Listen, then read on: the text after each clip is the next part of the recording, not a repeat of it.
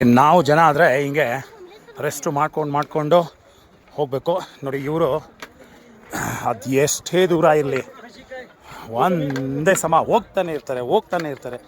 ಎರಡೇಳು ಬಟ್ಟೆ ತುಂಡು. ಅವ್ರಿಗೇನು ಚಳಿನೂ ಆಗಲ್ಲ, ಕಷ್ಟನೂ ಆಗಲ್ಲ.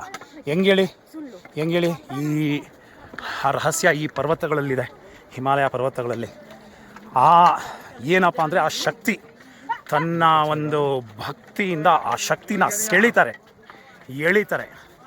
ಆವಾಗ ಅದು ಅವರಲ್ಲಿ ಸೇರ್ಕೊಂಡ್ಬಿಡುತ್ತೆ ಆ ಶಕ್ತಿ. ಅದ್ಭುತ. ಯಮುನೋತ್ರಿ ತಾಯಿ ಯಮುನೆ ದರ್ಶನ ಆಯಿತು. ಪ್ರತಿಷ್ಠಾಪನೆ ಮಾಡಿದ 10 ನಿಮಿಷದಲ್ಲೇ ದರ್ಶನ ಆಯಿತು. ಅದ್ಭುತ. ಈಗ ಕೆಲವೇ ಇಳಿದು ಹೋಗ್ತಾ ಇದ್ದೀವಿ. ಇಲ್ಲಿಂದ ಇವತ್ತು ಗಂಗೋತ್ರಿ ಸೇರಿಬಿಡಬೇಕು, ಅಂದರೆ ಗಂಗನಾನಿ ಅಂತ ಇದೆ.